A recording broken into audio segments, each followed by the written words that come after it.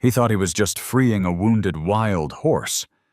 But what that horse did next would change his life. And the whole town. Forever. The morning fog still clung to the Montana Valley when Ethan Cole heard the cry. It wasn't human, but it carried pain sharp enough to slice through the silence.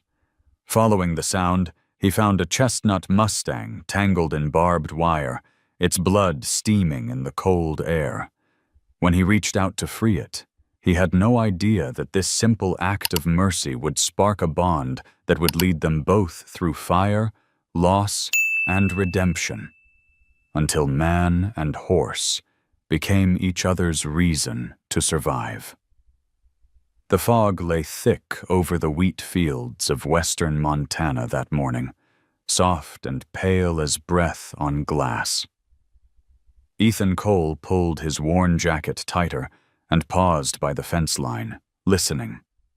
Somewhere beyond the ridge, through the mist and the whisper of wind, came a sound that froze him in place.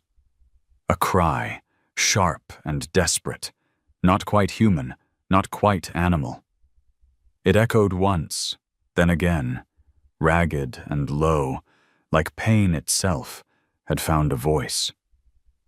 He followed the sound across the pasture, boots sinking into the damp earth.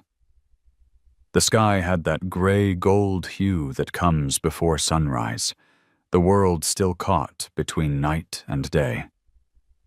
And there, tangled in the barbed wire fence at the edge of the property, was a horse, a wild Mustang, chestnut red with a black mane matted with frost and blood. Its muscles trembled as it fought the wire biting deep into its legs. Every pull only made the cuts worse. Ethan's breath clouded the air. He hadn't touched a wild horse in years, not since he left his job as a firefighter and moved out here to forget the world.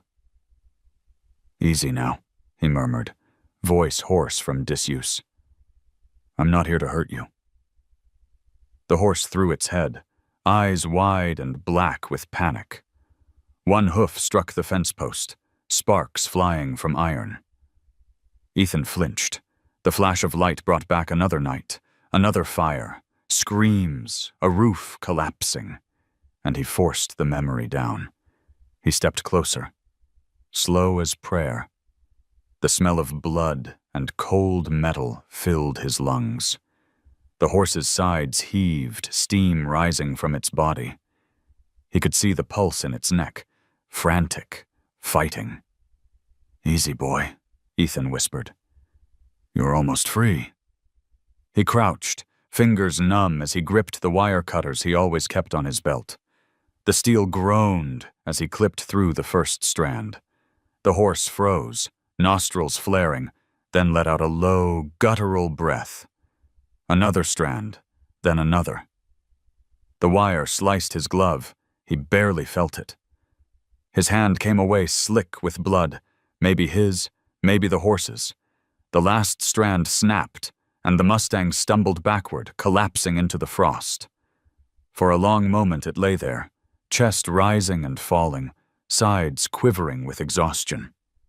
Ethan knelt beside it, his own heart pounding as though he'd run miles. Up close, he saw the horse's eyes.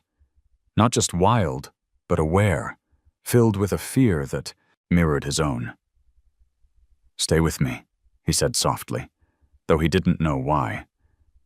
"You're gonna be all right." The horse blinked, as if it understood the shape of the words, and its breathing slowed. Ethan slid his coat off, laid it across the animal's neck to keep it from the morning chill. When he tried to stand, the world tilted. His knees gave out, landing him in the mud beside the creature. For a while, they both just breathed. One man, one horse, both too tired to fight. The eastern sky brightened, turning the fog to silver. The horse tried to rise, legs trembling, then stood, unsteady but alive. Blood streaked its chestnut coat, but its head lifted high. proud even in pain. Ethan took a step back, giving it space. "Go on," he said. "You're free now." The Mustang looked at him, really looked, and something passed between them, silent and deep. Then it turned toward the ridge and vanished into the fog, leaving only the sound of hoofbeats fading into the hills. Ethan stood there long after the sound was gone. His hands shook from cold and memory. On his palm, the horse's blood dried dark against his skin. He wiped it on his jeans, but the mark remained, like a promise he didn't understand yet. When the sun finally rose over the mountains, the mist lifted in threads, revealing the fence torn and twisted, a few strands of wire glinting with red. Ethan stared at them until his eyes blurred. Then, with a long breath that felt like the first he'd taken in years, he turned and walked home. His cabin waited on the slope below, small and quiet, smoke trailing from the chimney. Inside, the coffee pot hissed over the stove. He poured a cup, sat by the window, and watched the fog drift away from the hills. For the first time in a long while, he felt the emptiness inside him shift. Not vanish, just move, like a door cracking open to let light in. He didn't see the figure watching from the distant tree line, a man in a dark coat, binoculars catching the morning light. The man lowered them slowly, eyes following the path where the Mustang had disappeared, then turned toward a truck parked under the pines. The engine started, tires crunching over gravel, fading down the old logging road. Ethan never looked up. He sat there, hands wrapped around the warm mug, thinking only of the horse, that streak of chestnut against the fog, and of the strange, unspoken feeling that he hadn't rescued it at all. Maybe, he thought, it had rescued him. The morning after freeing the Mustang, Ethan woke before dawn, the cabin still cold. The world outside was silent except for the faint ticking of the stove as embers died inside. He poured coffee into a chipped mug, sat by the window, and watched the gray light creep across the valley. The fog was gone now, leaving behind a pale frost that glistened on the grass like ground glass. He could almost pretend nothing had happened, that the horse was only a dream shaped by loneliness and too much whiskey he never drank. But his hands told the truth. The faint red stain still clung to the creases of his palms. He rubbed at it absently while his eyes wandered to the framed photograph on the mantel. His wife, Mara, was laughing in it, head tilted back, hair catching sunlight, holding their little girl, Lucy, who was missing her front tooth, and smiling as if the world were nothing but possibility. The photo had smoke damage along one edge, the same blackened blur that lived in his memory. A wildfire had taken them 5 years earlier. He'd been the one wearing the helmet, the turnout gear, the man who went into flames to pull others out. But that night, the fire ran faster than wind. He had made it back too late. Since then, Ethan had lived like a ghost. He'd sold everything, bought the cabin, and moved to this quiet stretch of Montana where no one asked about the past. His life had narrowed to chores and silence. He mended fences, fixed engines, read the same dog-eared book about horse rehabilitation he'd found at a thrift store, though he hadn't touched an animal in years. People in town called him polite, but distant. He wasn't rude, he was just elsewhere. Only Clara Jennings ever crossed that distance. The town's veterinarian, early 40s, practical and kind, she came by once a month to check on his livestock. She'd known him since before the fire, before his eyes turned the color of old steel. That morning, her truck appeared on the road below, headlights slicing through the chill. Ethan felt a pang of guilt. She'd probably heard the commotion last night. She stepped out, her breath white in the air. "Morning, Ethan," she said, voice warm but cautious, like approaching a skittish animal. "Heard some noise out here last night. Everything all right?" He nodded, unsure what to say. "Found a wild Mustang tangled in the north fence. Freed him. Cut up pretty bad." Her eyebrows lifted. "You? Freed a horse? That's a surprise?" Ethan half smiled. "Guess old habits die harder than I thought." She studied him for a long moment. "If it's still nearby, it might need medical care. Wild ones don't heal easy. Infection could kill it." "I'll keep an eye out," he said, though he wasn't sure why. The horse had vanished into fog. Still, part of him hoped to see that chestnut flash again. Clara handed him a small tin. "Salve for the cuts on your hands. Don't be stubborn." She glanced at the fence line shimmering in the distance. "That wire's a death trap. You might think about replacing it." He looked toward the hills where the horse had run. The thought of mending wire suddenly felt wrong, like rebuilding a prison after a jailbreak. "Yeah," he murmured. "Maybe I will." When she left, the silence rushed back, thick as ever. Ethan spent the day mending a water pipe, feeding the cattle, fixing a loose shutter on the barn. The routine steadied him. But that night, as he sat by the fire, the world felt less empty. The wind rattled the windows, and he found himself listening, not for the ghosts of the past, but for hoofbeats. Somewhere out there, under the cold Montana stars, that horse was breathing the same air he was. The thought comforted him more than it should have. He dreamed of flames again, only this time they didn't consume. They circled him like light from a campfire, warm instead of cruel. And in the glow stood the chestnut Mustang, its eyes calm, watching him through the smoke. When he woke, dawn was breaking, pale gold across the horizon. For the first time in years, the air inside his chest felt different, lighter, though he couldn't name why. Ethan stepped outside. Frost cracked beneath his boots. A single hoof print, half melted by morning sun, marked the edge of the pasture. He crouched beside it, tracing the outline with his finger. It was fresh. His breath caught, somewhere between disbelief and gratitude. The Mustang had come back. Behind him, the wind stirred the ashes in the fire pit, scattering them into the light.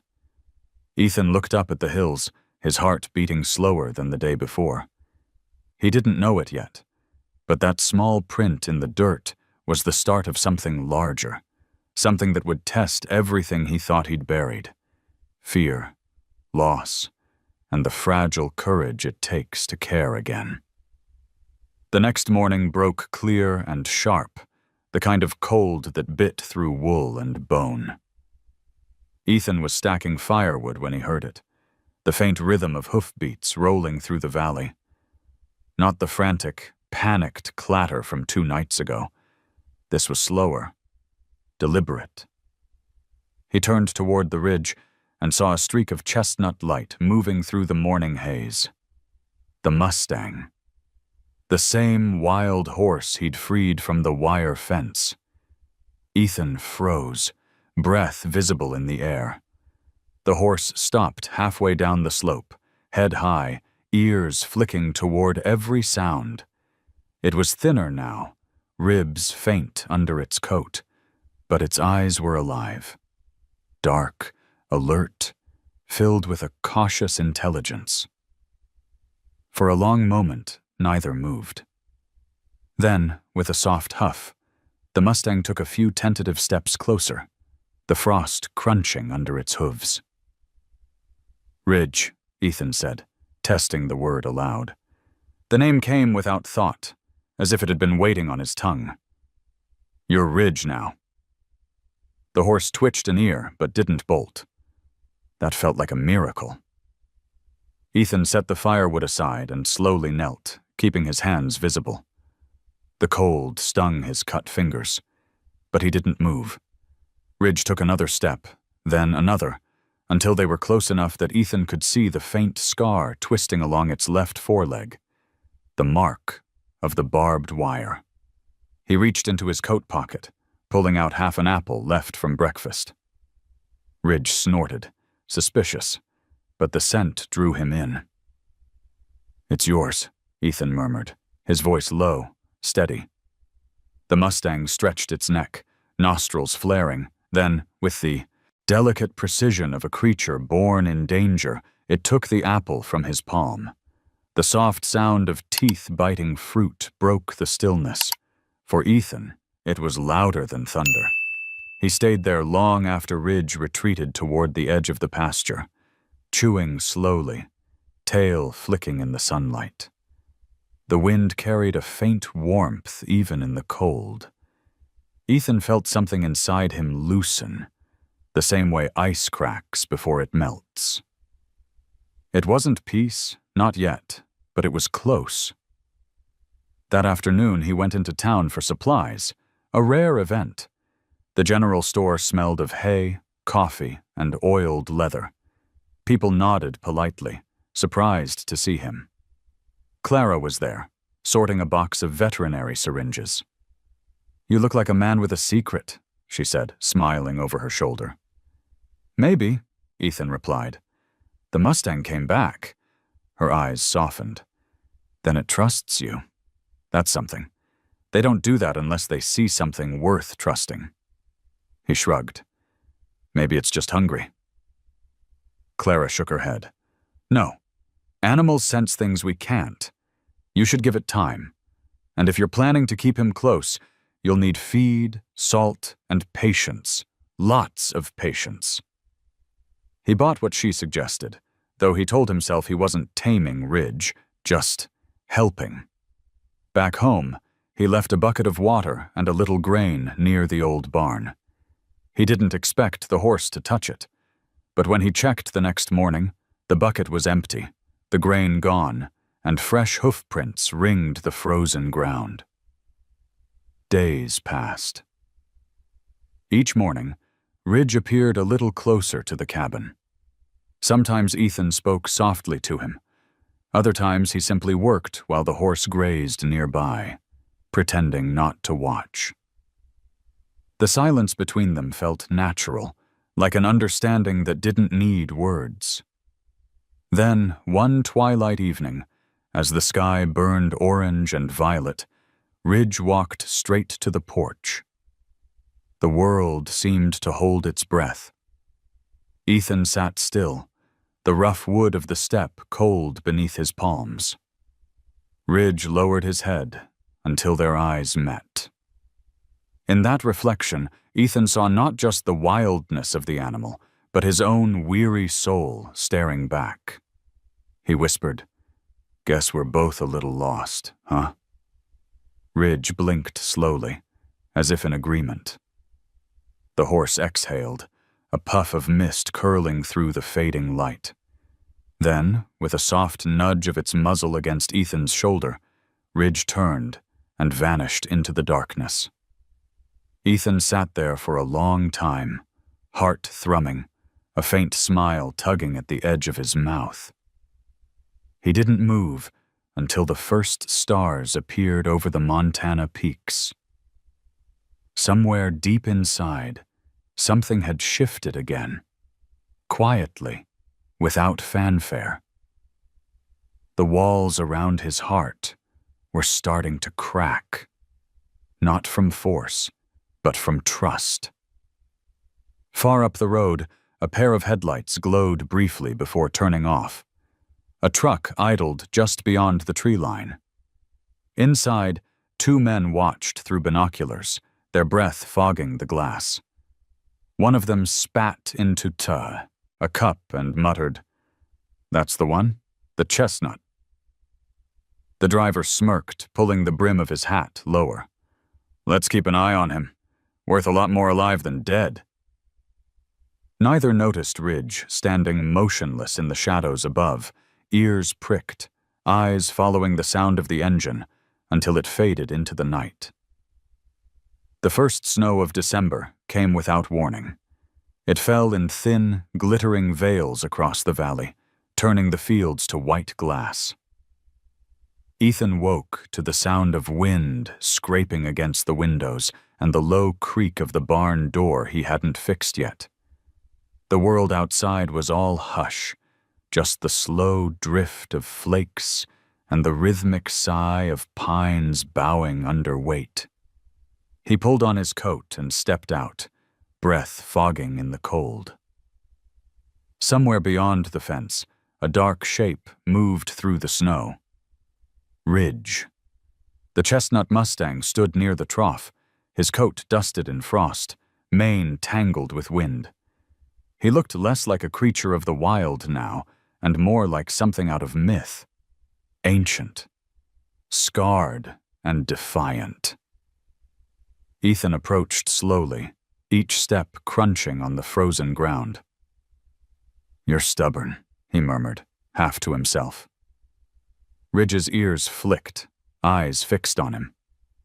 "You could be halfway to Canada by now. Why stay here?" The horse didn't answer, of course, but when Ethan stopped a few feet away, Ridge didn't move either. That, in its own way, was an answer. Over the next days, Ethan worked quietly, never pushing. He carried hay to the barn, set out fresh water twice a day, and talked more than he had in years. He talked about the weather, about the book he'd been reading on horse rehabilitation, about nothing at all. Ridge listened, head tilted slightly, nostrils steaming in the cold. Sometimes he'd snort, as if commenting. Sometimes he'd just stare through Ethan, calm and patient. One afternoon, Clara came by with her old Ford truck, bringing medical supplies. She stepped out, bundled in a thick coat and wool hat, cheeks red from the drive. "Well, look at that," she said, spotting Ridge grazing near the fence. "He's not just staying, he's thriving." Ethan smiled faintly. "He's still wild, just less likely to run me over now." She laughed. "That's progress. You know, if you ever decide to make him yours, I could help with vaccinations, training schedules, saddle fitting." "I'm not looking to own him," Ethan interrupted gently. "He's free. I just keep him company." Clara studied him for a long moment. "Sometimes that's all any of us need." She left a small bag on the porch, antibiotic cream, grain supplements, a manual on horse behavior, and drove off, tires crunching over the icy path. That night, the power flickered, and the only light came from the fireplace. Snow drifted against the windows like ghosts trying to come in. Ethan sat by the fire, hands wrapped around a cup of black coffee.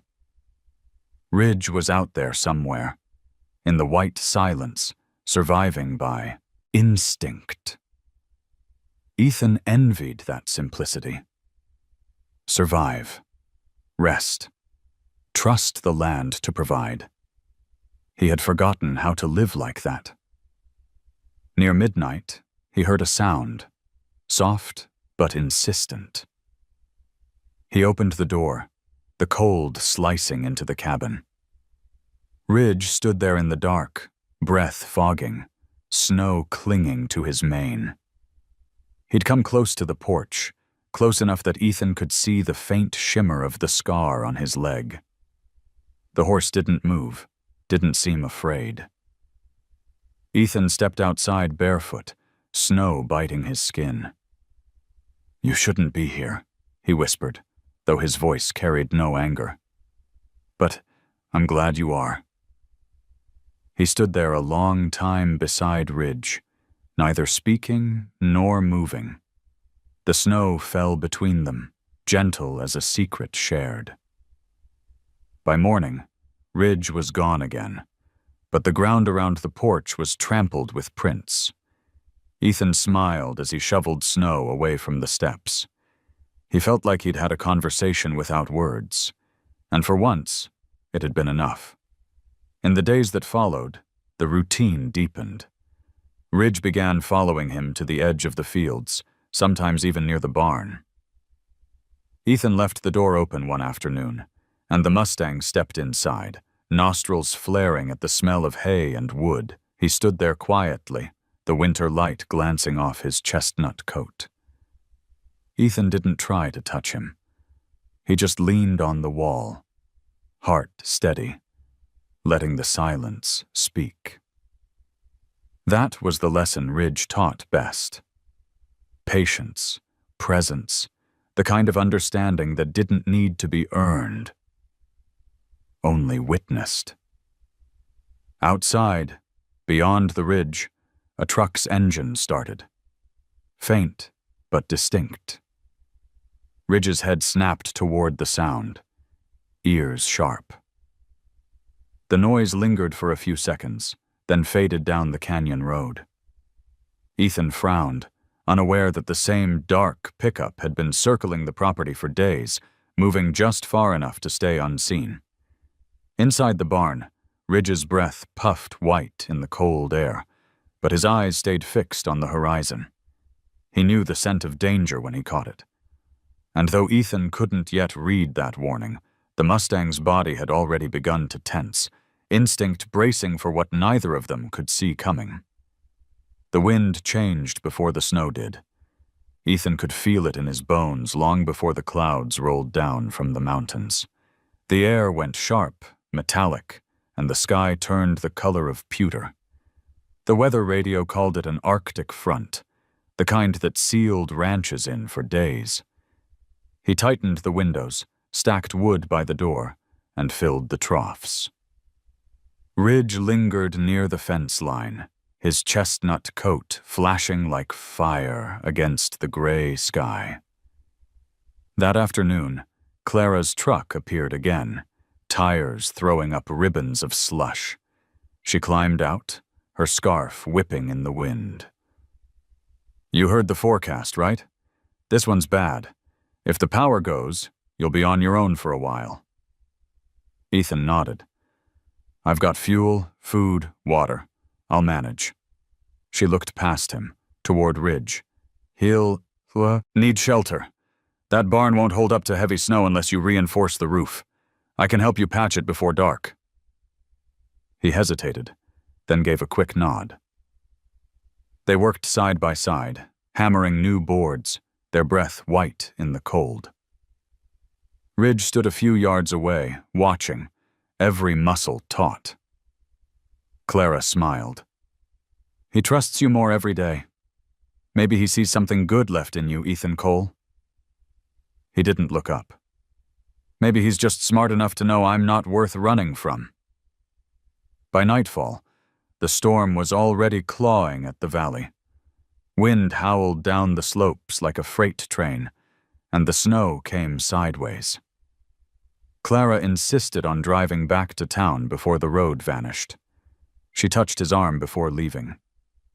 "Don't stay out long tonight. Wild weather brings wild things out of hiding." Ethan half smiled, but when the taillights disappeared, he felt the familiar silence press in. Different this time, heavier.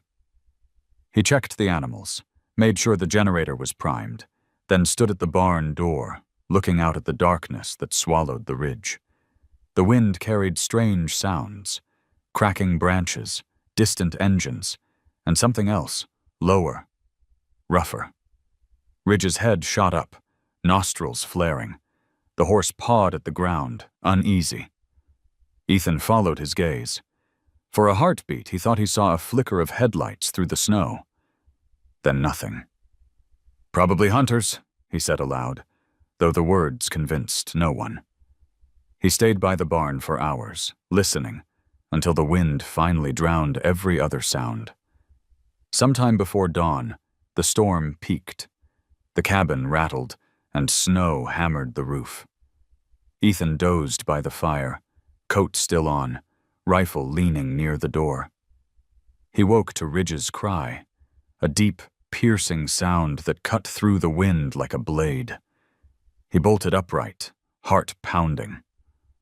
Outside, the world was a swirl of white. He could barely see 10 feet ahead. "Ridge!" he shouted, pulling his gloves on. The answer came again, closer now, frantic. He followed the noise to the fence line. The gate stood open. He could have sworn he'd latched it. Beyond it, in the blinding snow, Ridge circled something dark, half-buried near the trees. Ethan pushed through the drifts. It wasn't an animal. It was a truck tire, half sunk in snow, the rest of the vehicle hidden in the ditch beyond. He climbed closer, shielding his eyes from the wind. No one was inside, but footprints led away into the woods. He crouched beside the tracks, noticing the brand of the tire, same as the ones that had circled his property weeks ago. A jolt of unease ran through him. Someone had been here during the storm. Watching. Maybe more than once. Ridge snorted, stamping his hooves. The horse's ears flicked toward the trees, body tense, waiting. Ethan reached out, touching the animal's neck to steady him. "Easy," he whispered, though his own voice shook. They stood together in the whirling snow, 2 figures in a white void. Then, faint, but certain, came another sound. A shout, muffled by distance. A man's voice, angry and desperate, somewhere deeper in the woods. Ridge jerked his head toward it, muscles coiled. Ethan hesitated only a second before following, the horse pacing behind him like a shadow. Branches whipped at his face. The wind carried the smell of gasoline and smoke. When they broke through the tree line, Ethan saw what the storm had hidden. Another truck. This one overturned, its cargo tarp torn open. Inside were metal crates, too many for hunting gear. Some had burst open, spilling what lay inside onto the snow. Ridge froze beside him. Through the curtain of falling snow, Ethan saw what it was. Manes, tails, and hooves. Horses, smaller ones.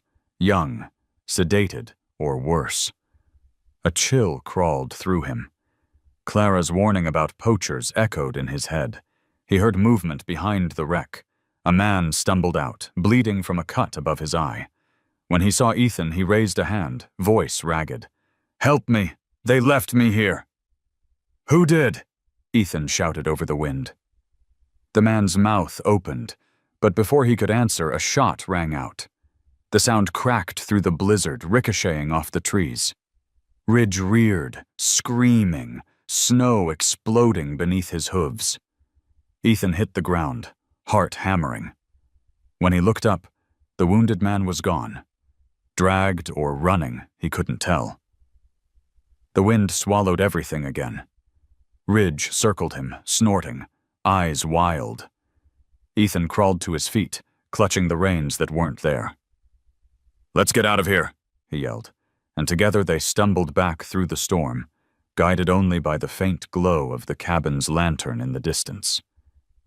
When they finally reached shelter, Ethan barred the door and sank to the floor, chest heaving. Ridge stood just outside, snow clinging to his mane, staring toward the woods as though something still watched from within them. For the first time since moving here, Ethan realized how little he knew about the land he called home, and how much danger could hide in silence. The storm outside was dying, but something worse had just begun. The storm broke by morning, leaving the valley buried under a foot of white silence. Ethan woke stiff and sore on the floor beside the dying fire. His hands were still trembling from the night before.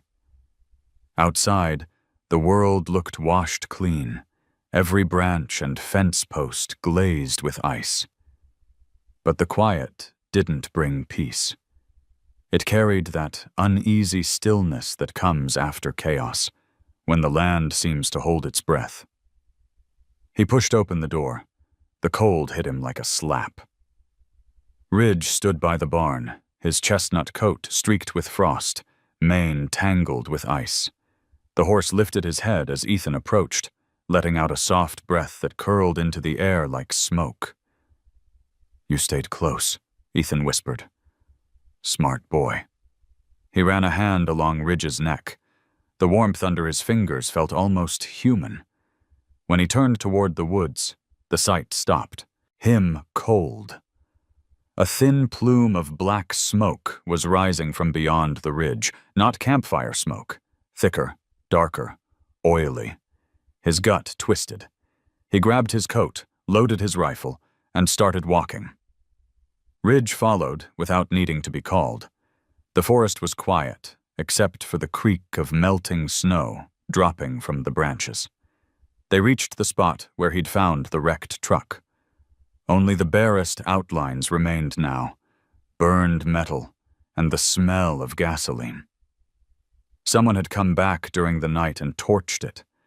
The evidence, the crates, the frozen bodies of those poor animals.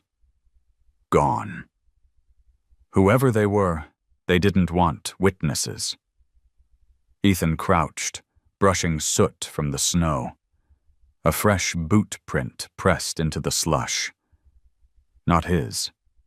Bigger. Newer. Ridge pawed the ground, nostrils flaring at the scent. "Yeah," Ethan muttered. "They were here not long ago." When he returned home, Clara's truck was already there. She was pacing the porch, arms wrapped tight against the cold. "Ethan, what the hell happened?" He hesitated, knowing how insane it would sound. "You remember that storm last night? Someone crashed a truck full of horses in the woods. Not wild, drugged, maybe stolen. I went to check and what? They came back, shot someone, burned it all." Clara's face went pale. "That matches what I heard on the sheriff's radio this morning. They found 2 men dead outside town. No ID, probably smugglers." She glanced toward Ridge. "You're saying he was there too?" Ethan nodded slowly. "He led me to it." Clara looked at him for a long time, unsure whether to believe or worry. "You should tell the sheriff." "Can't," he said. "No proof left. Just me and him." They stood in silence, the only sound the wind scraping across the frozen field. Finally, she said, "You can't stay out here alone. Whoever those men were, they might come back." "I've lived alone a long time." "That's not the same thing," she said softly. "Being alone isn't the same as being safe." Her words lingered long after she left. He watched her truck vanish down the icy road until even the sound of the engine was gone. Then he looked at Ridge, who was staring toward the burned ridge line as though it still smoldered in his mind.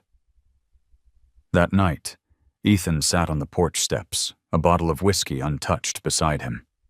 He hadn't drunk in years, not since the fire that ended everything. Ridge grazed nearby, quiet and alert, head lifting whenever the wind changed.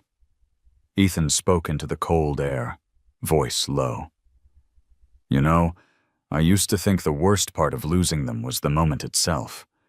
But it's not. It's the after, how quiet the world gets, how every day feels like punishment for surviving."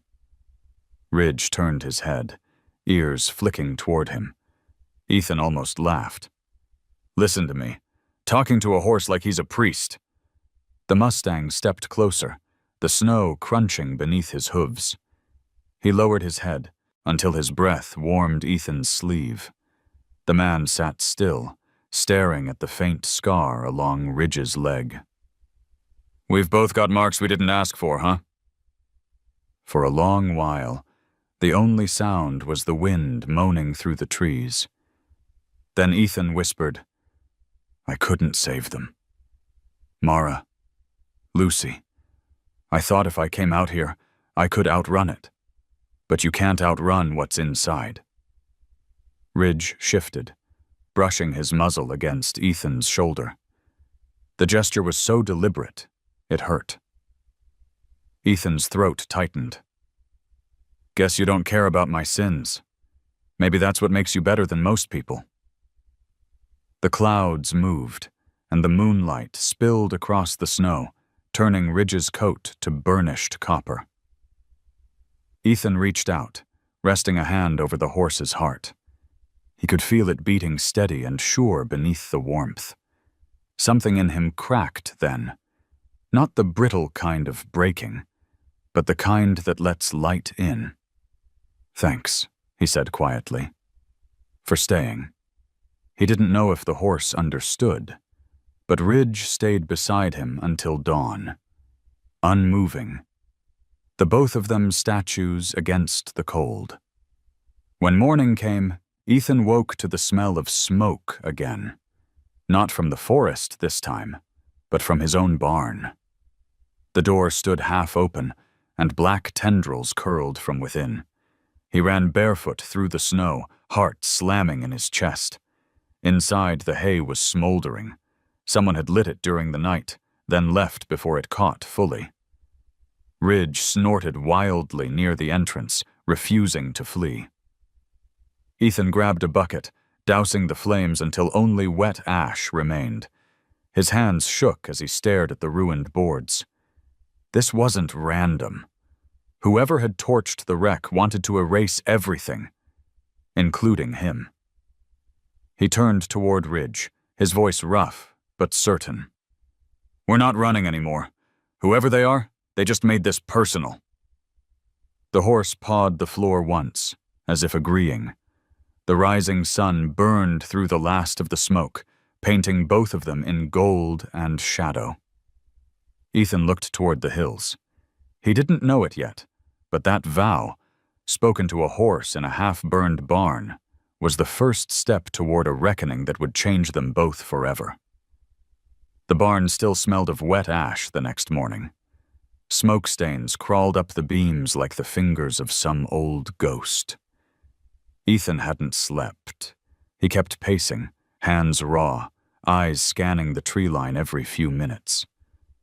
Ridge stood just outside, his chestnut coat catching the weak light, body tight with unease. Even the birds had gone quiet. Ethan had been through fires before, but never one meant for him. It wasn't the loss of hay or timber that burned.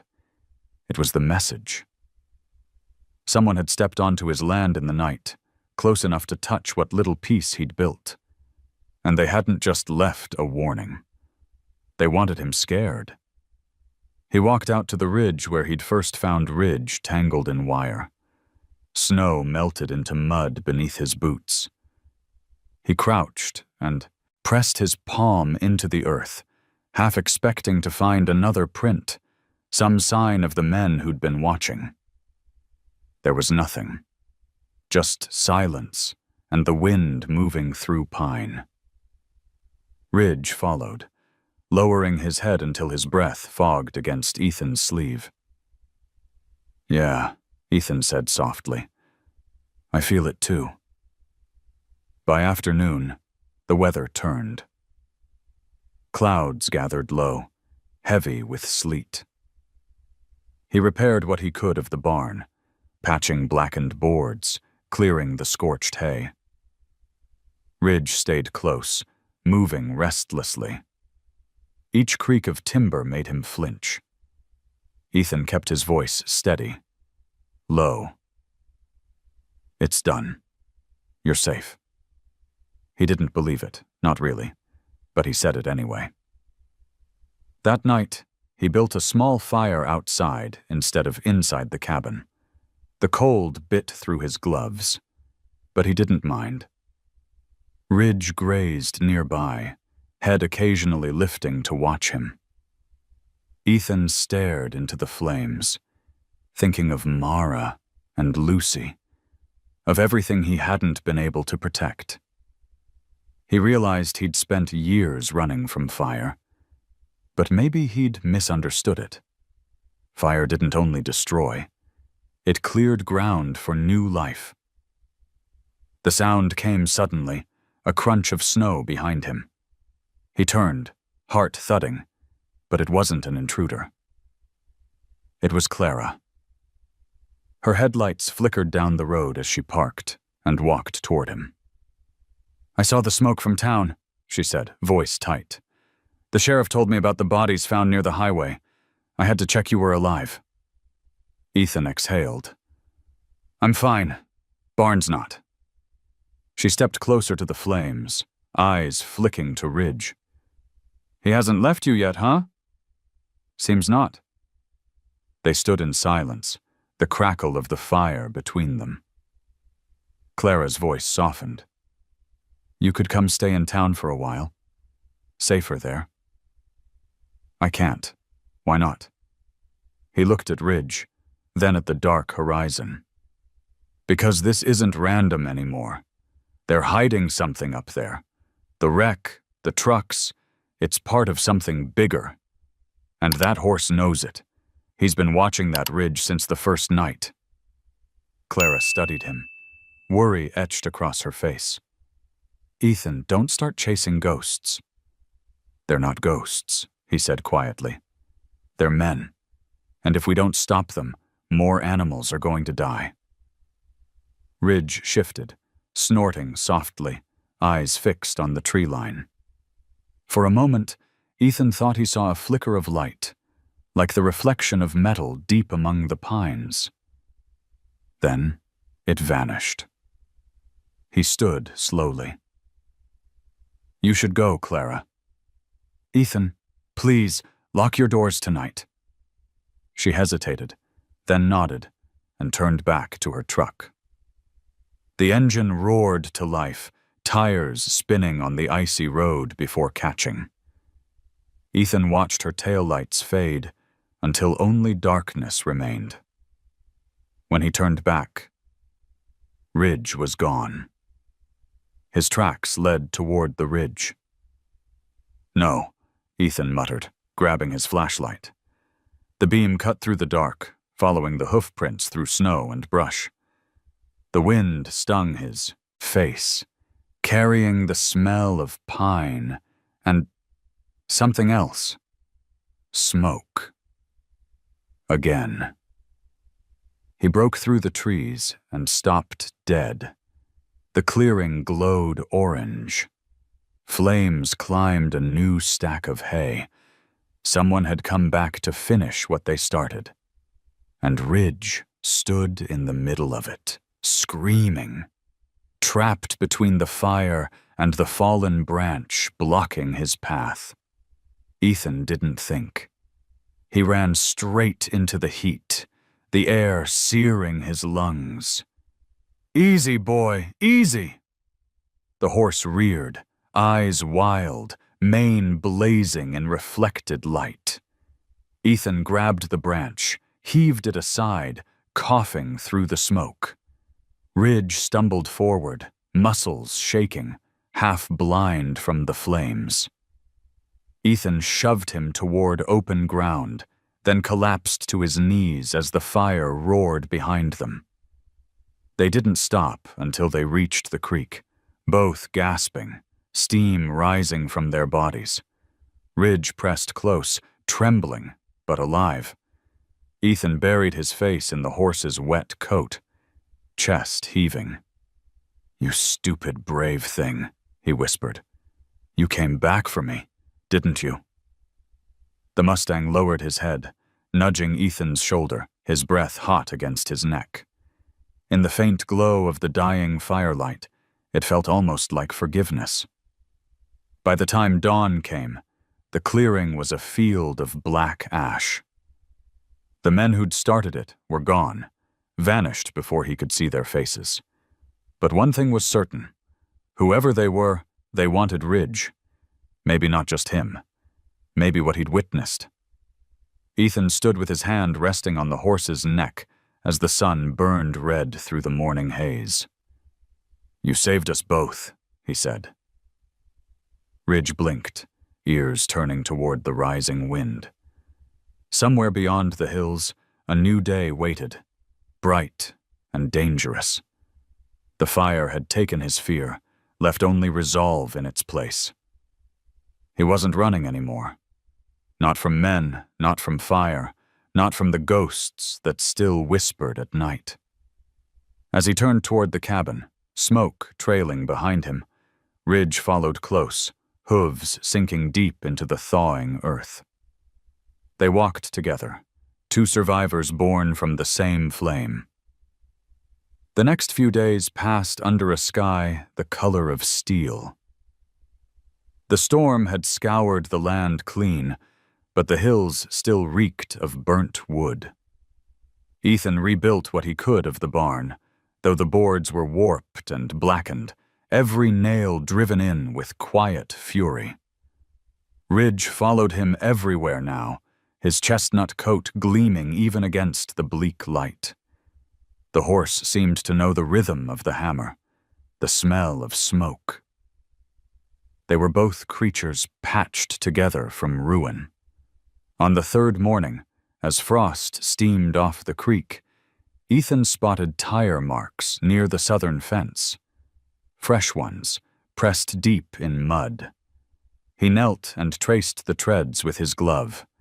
They were too wide for ranch trucks. The same brand of tires from the wrecked convoy. He stood slowly, scanning the empty ridge. Ridge shifted, ears flicking toward the forest. Somewhere far off, a crow cawed, its echo carrying longer than it should have.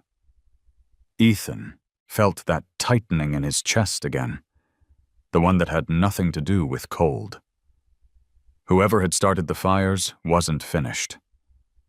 By noon, he'd loaded his rifle, packed water, and saddled an old mare he hadn't ridden in years. Ridge trotted beside them, unhaltered, keeping pace. The trail led north, winding along the frozen creek until it reached a stretch of pine thick enough to swallow sunlight. The tracks veered off there, leading toward a gully Ethan rarely crossed. The snow muffled every sound. He could hear his own heartbeat, Ridge's hooves crunching in rhythm. Then, from behind a fallen log, came the faint glint of metal, aluminum beer cans, a cigarette butt still smoldering. Fresh. He dismounted, crouched, and saw more tracks leading deeper into the woods. He followed, one careful step at a time, until the trees opened into a clearing. There, half hidden under a tarp, sat 3 trucks, the same matte black models he'd glimpsed in the storm. Beyond them, a cluster of corrugated sheds stood like scars on the earth. Smoke curled from one chimney. And in the corral behind it, horses. Dozens. Some wild, some branded, all thin and restless. Ridge's breath hissed behind him. The Mustang pawed the ground, tail lashing. Ethan laid a calming hand on his neck. Easy, boy. But his own pulse matched the horse's urgency. He moved closer, staying low. 2 men stood near the trucks, one lighting a cigarette, the other talking into a radio. Their voices drifted on the wind, snatches of words about buyers, transport, another load before the thaw. Ethan's stomach twisted. He wasn't looking at hunters or poachers. This was a full operation, stealing and selling Mustangs off the federal land. He edged back, meaning to retreat, but Ridge suddenly raised his head, nostrils flaring. A second later, the wind shifted. The men froze. "Hey!" one shouted, reaching for his pistol. Ethan ducked as a bullet tore through bark beside his shoulder. "Run!" he yelled, slapping the mare's flank. She bolted for the trees. Ridge didn't run. He lunged forward, hooves striking the ground with thunder. The men shouted as the horse charged through the clearing, scattering them like leaves. Ethan sprinted after him, grabbing his rifle as he ran. The crack of gunfire split the air, followed by the scream of metal as one of the trucks slammed into gear, trying to cut them off. Ridge veered left, faster than the eye could follow. Ethan dove behind a log, fired twice, hitting the truck's tire. The engine shrieked and died. The men cursed and scattered toward the sheds. Ridge circled back, snorting hard, and Ethan swung onto his back without thinking. He'd never ridden bareback before, not like this. But Ridge didn't hesitate. The horse launched into a gallop that blurred the world to streaks of snow and smoke. They tore down the creek bed, the sound of pursuit fading behind them. Ethan clung to Ridge's mane, feeling the animal's muscles surge beneath him. It wasn't fear that drove the horse, it was fury, pure and wordless. When they finally stopped near the ridgeline, both were shaking from adrenaline. Ethan slid off, falling to his knees in the snow. He looked at Ridge, whose flanks steamed like fire under the pale sun. "You saved me again," he said between breaths. "We're even now." Ridge stepped closer, pressing his muzzle to Ethan's shoulder, the warmth of him cutting through the cold. It wasn't even. They both knew it. As dusk fell, Ethan watched smoke rise again from the direction of the clearing. The poachers were burning their evidence, just like before. He could almost hear Clara's voice, her warning not to chase ghosts. But these weren't ghosts. They were men with trucks and guns and greed, and he was the only one who'd seen them. Back at the cabin, he called Clara. When she answered, he didn't waste words. "I found them," he said. "They're running horses out of the northern gully. Big operation." There was a pause, then her quiet, worried voice. "Ethan, are you sure?" "I saw it. They know I saw it. I'll talk to the sheriff, but promise me you'll stay inside tonight." He glanced toward Ridge, standing framed in the barn's doorway, eyes gleaming in the dark. "Yeah," he said. "I'll stay put." He didn't mean it. Hours later, when the moon climbed over the ridge, Ethan was already in the saddle again, rifle slung across his back. Ridge followed without being asked, a ghost of copper light in the snow. Together they rode toward the burned hills, two silhouettes swallowed by the night. In the distance, the wind carried faint voices, laughter, the metallic ring of hammers on steel. Ethan tightened his grip on the reins.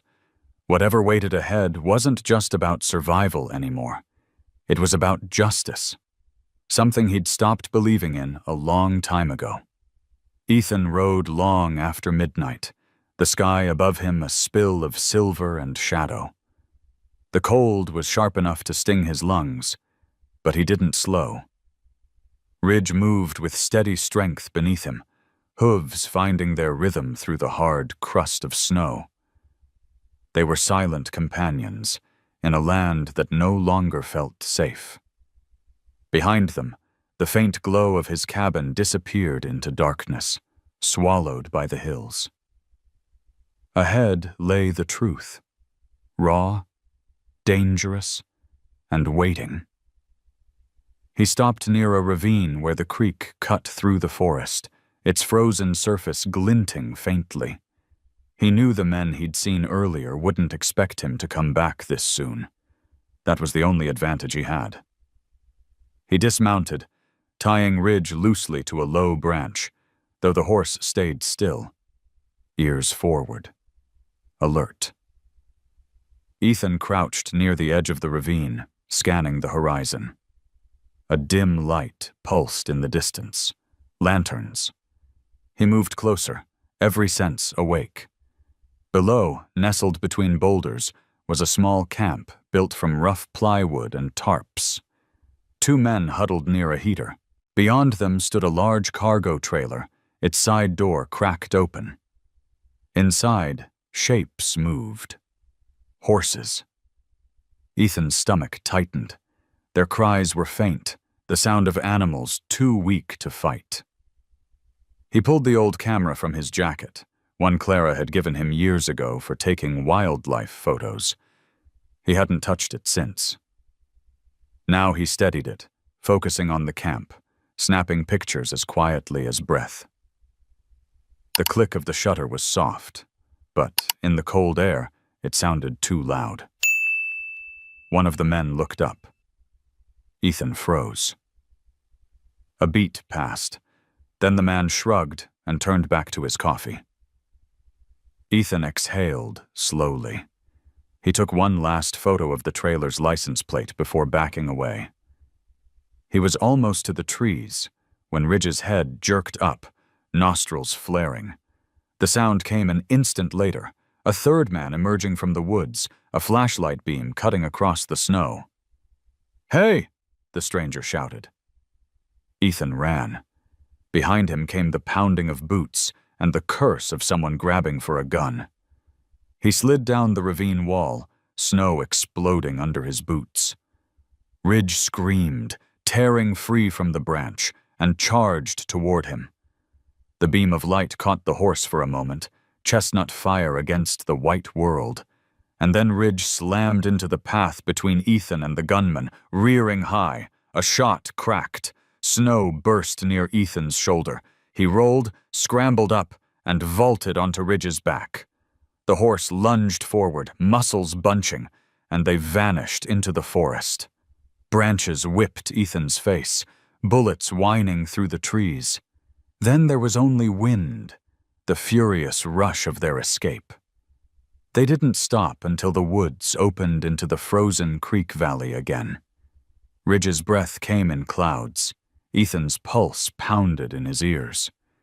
He slid off, checking the horse's flank. No blood. "You're fine," he whispered, voice shaking. "We're both fine." Ridge tossed his head, snorting hard, and Ethan realized he was smiling, half crazed, half alive. "You just saved my life again, you know that?" They rested there until the first gray light of dawn. When the sky began to pale, Ethan pulled the camera from his jacket and flipped through the images. Blurred faces, license plates, the outline of the camp. Proof. It wasn't much, but it was real.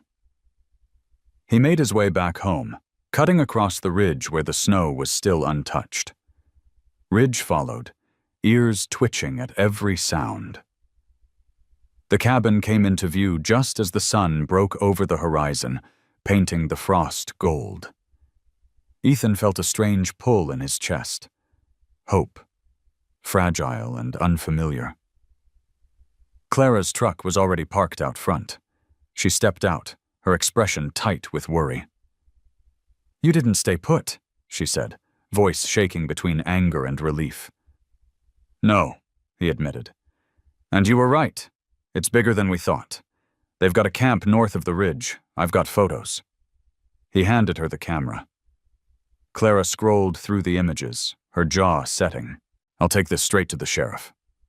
"Don't," Ethan said. "Not yet." She looked up. "Ethan, this isn't something you can handle alone." He met her gaze, calm and steady. "I'm not handling it alone." He nodded toward Ridge, who stood by the fence, watching them. Clara shook her head, but said nothing.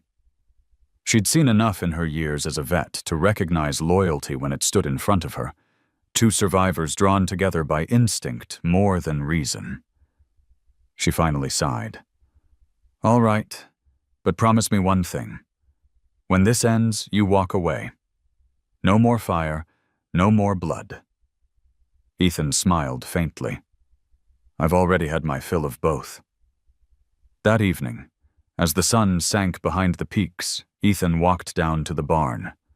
Ridge followed, shadows stretching long across the snow. Inside, the air smelled of hay and smoke, faint but fading. Ethan placed a blanket over Ridge's back, brushing his coat until the chestnut shone under the lantern light. "Tomorrow," he said softly, "we finish this." The horse turned his head, eyes dark and knowing. Ethan's hand lingered on the scar at Ridge's leg. The mark of barbed wire, healed but never gone. "You remember that pain, don't you?" he whispered. "That's what they do. That's why we stop them." Outside, night fell hard and fast. The wind carried the distant rumble of engines somewhere out on the highway. Ethan looked toward the sound, the faint hum of headlights moving like ghosts through the valley. He knew they'd be back. Men like that always came back. But this time, they wouldn't be the hunters. Ridge stamped once, a deep echo in the still air. Ethan extinguished the lantern, and the darkness settled around them, thick and absolute. Somewhere in that black silence, a promise formed. A man and his horse, bound not by ownership or fear, but by something far rarer: the will to stand their ground. The following dawn came pale and brittle, the air so cold it seemed to hum. Frost glazed the windows of the cabin in delicate veins. Ethan sat at the table, the photographs spread before him, their images blurred but undeniable.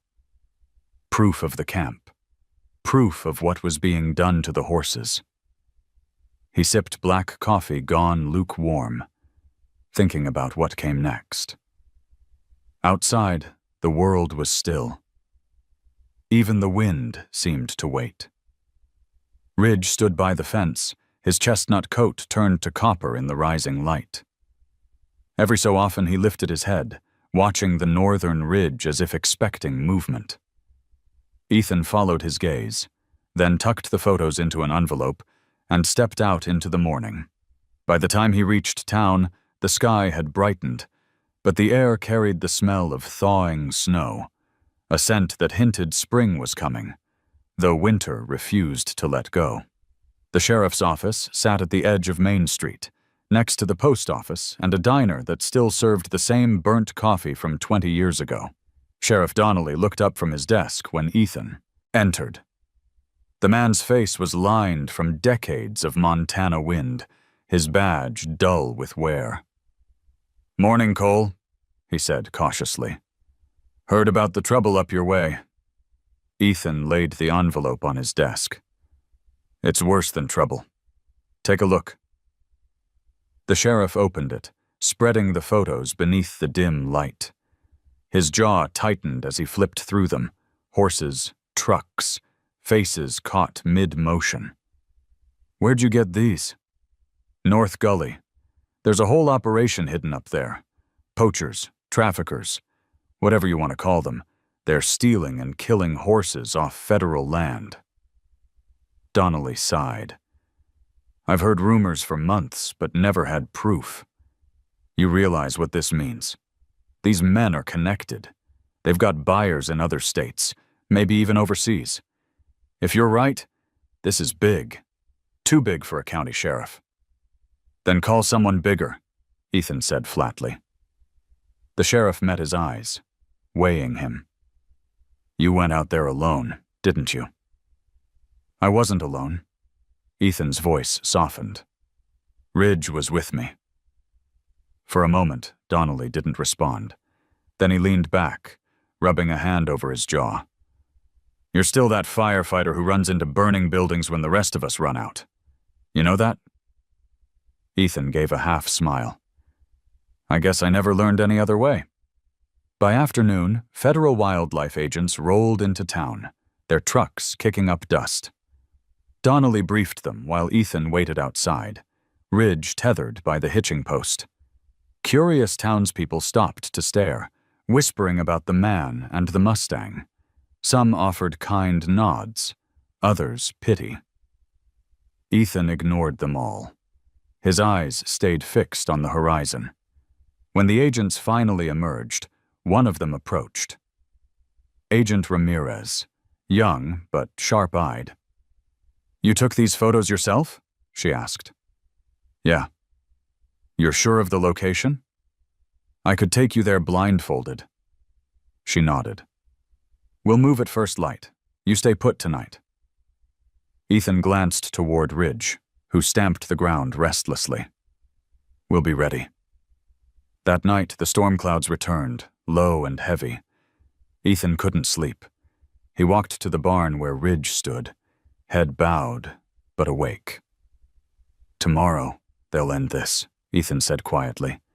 "At least that's what I want to believe."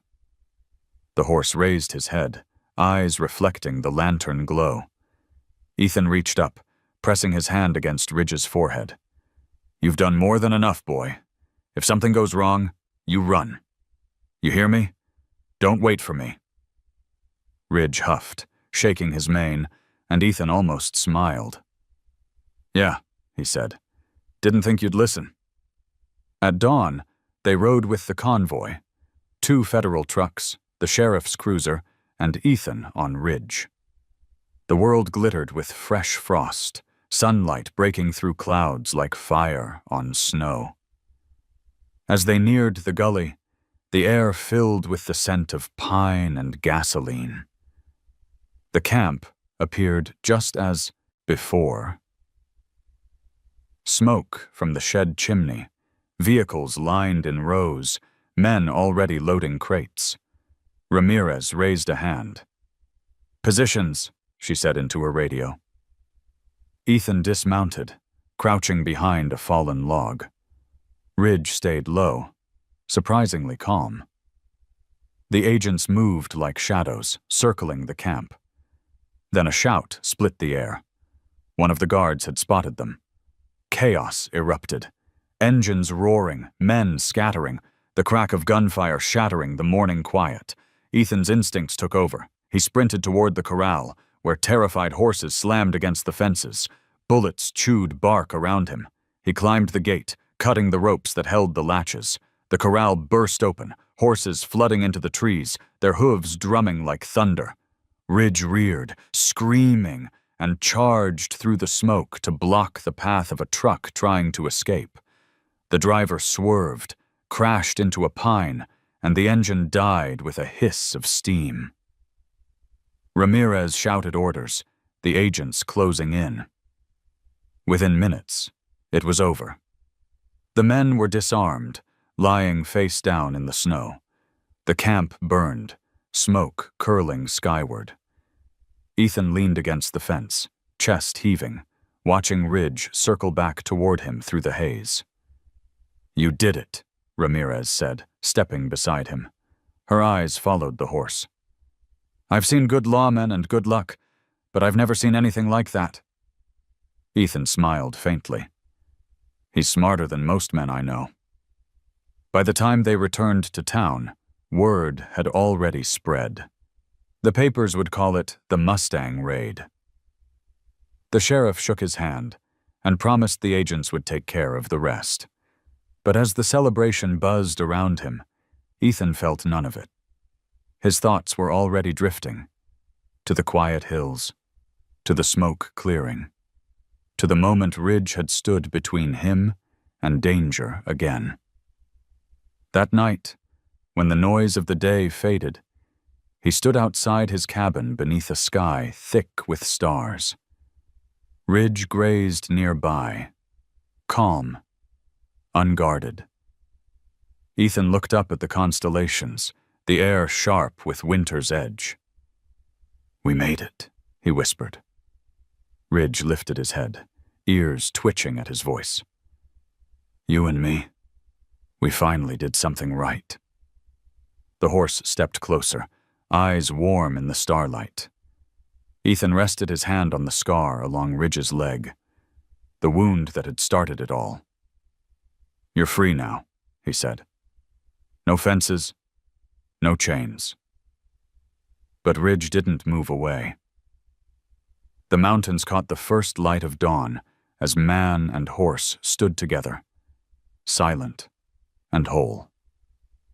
Somewhere in the distance, a lone coyote called, its cry rolling through the valley like a hymn. Ethan closed his eyes and let the sound wash over him. For the first time in years, the word home didn't hurt. Spring came late to the valley that year. The snow lingered on the peaks, while the fields below turned slowly green, like old wounds learning to heal. Ethan woke each morning to the sound of dripping icicles and the faint rustle of new grass under the hooves of the horses he had helped free. Some of them had been returned to their rightful owners, others released onto the open range. But Ridge stayed. Always Ridge. The Mustang followed him everywhere now, moving easily from pasture to barn to the open meadows beyond the creek. His coat had grown rich again, the deep chestnut shining when sunlight cut through the morning haze. Sometimes Ethan caught himself talking to Ridge like a partner, not a pet.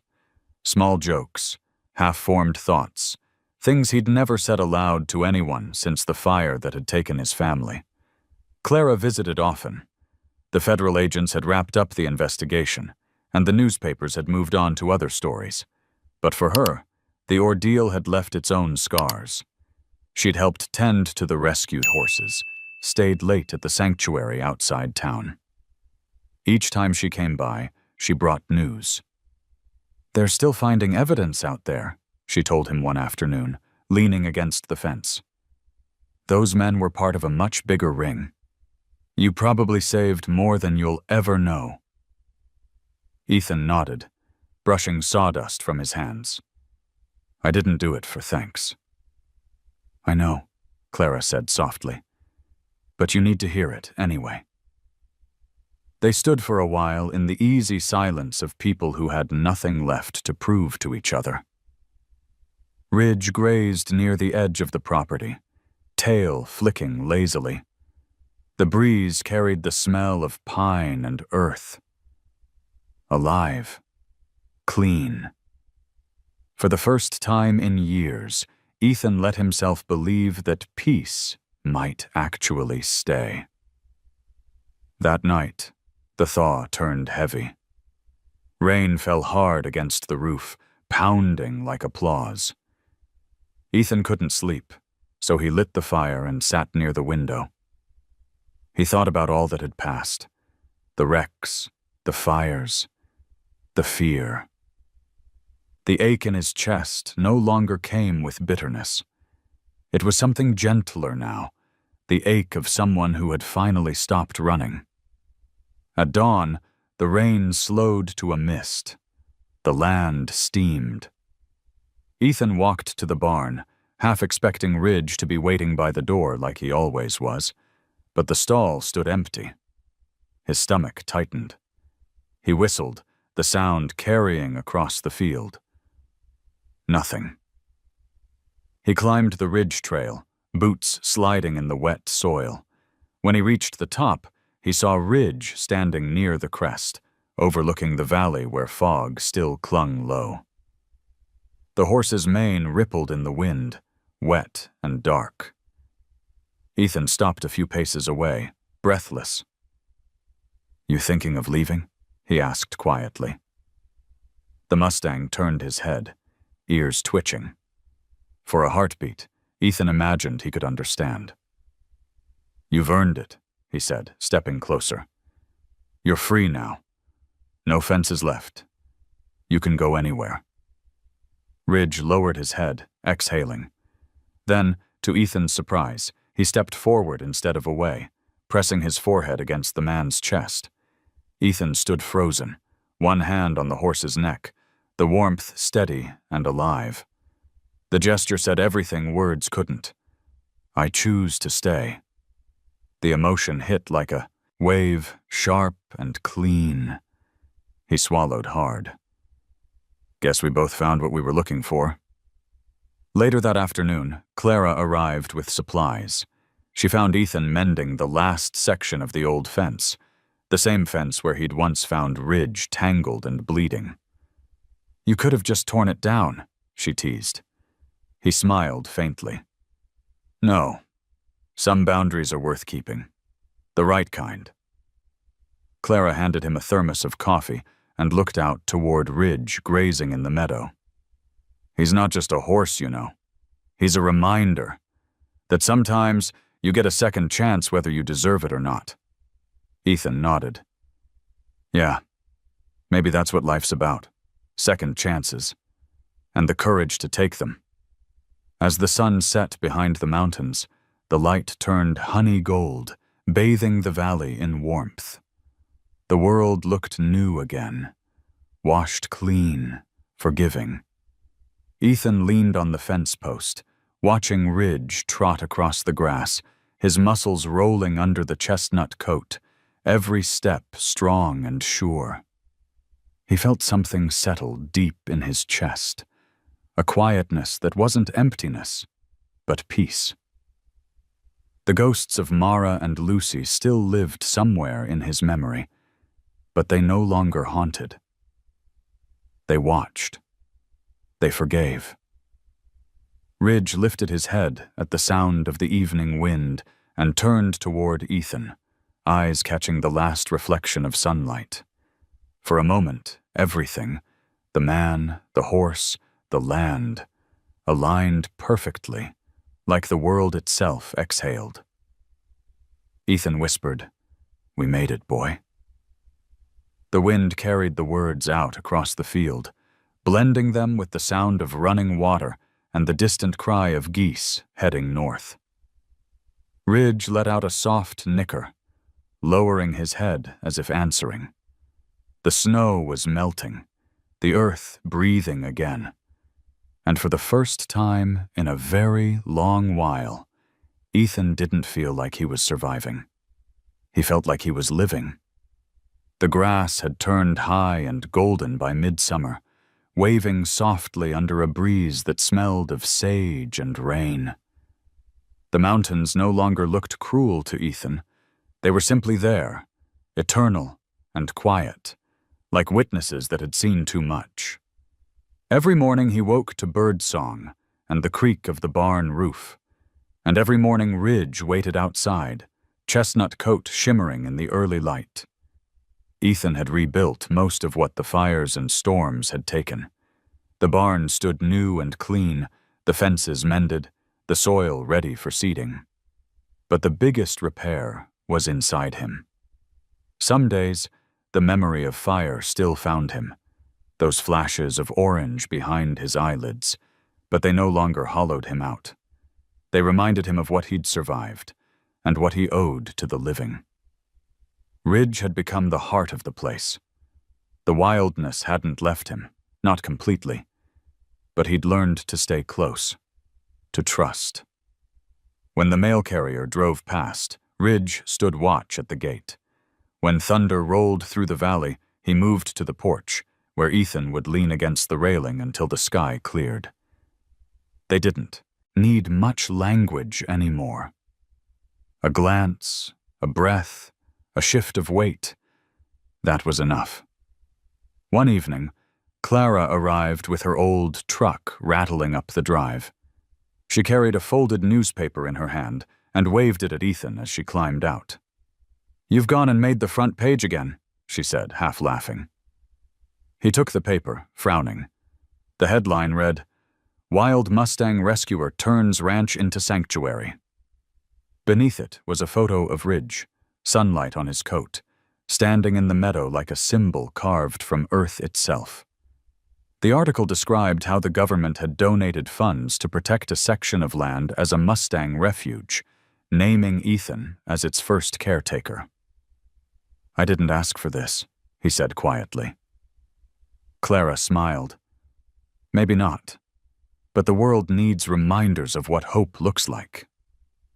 They walked the pasture together as the light faded. Clara spoke of plans for fencing, volunteers, and veterinary care. Ethan listened, but his eyes stayed on Ridge, who grazed near the stream, calm and whole. "You know," he said softly, "when I first found him tangled in that wire, I thought I was saving him. Turns out, he was saving me." Clara nodded. "He gave you a reason to start breathing again." Ethan looked toward the mountains, their peaks flushed pink with sunset. "Maybe we both did that for each other." Later, after Clara had left, and the night settled over the valley, Ethan sat outside by the old fire pit.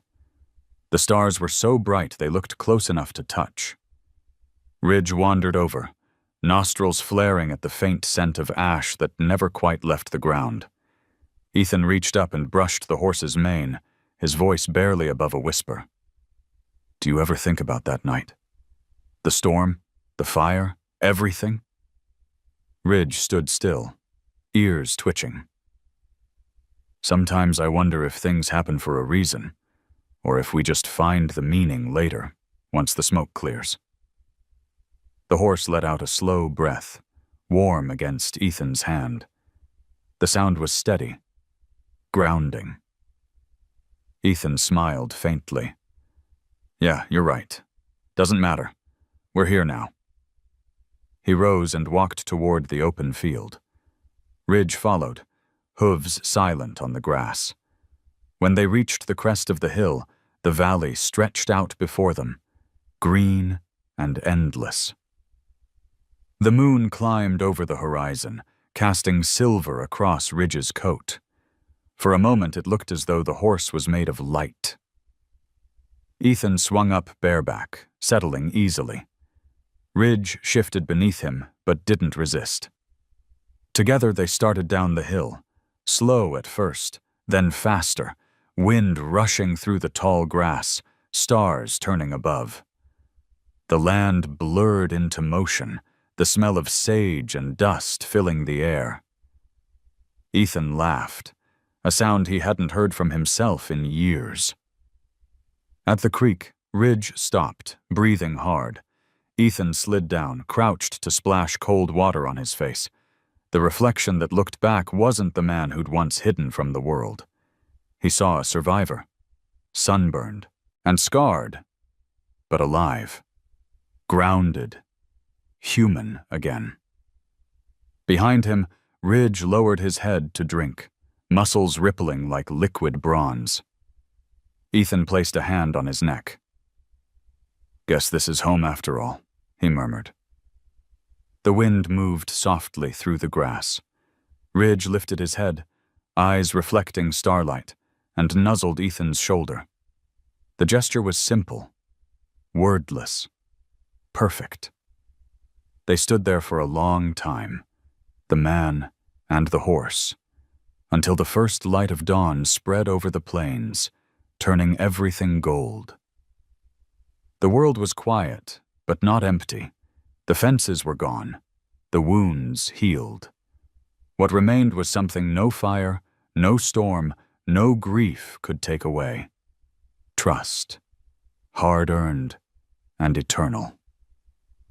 And when the morning sun rose higher, the two of them walked back toward the cabin, their shadows long and intertwined on the waking earth. Sometimes the ones we set free are the ones who save us. If this story touched your heart, let me know in the comments. Just type 1 if you felt that bond between man and horse. Don't forget to subscribe for more true, emotional stories about the powerful connection between humans and animals. The next story might just be the one that makes you believe again.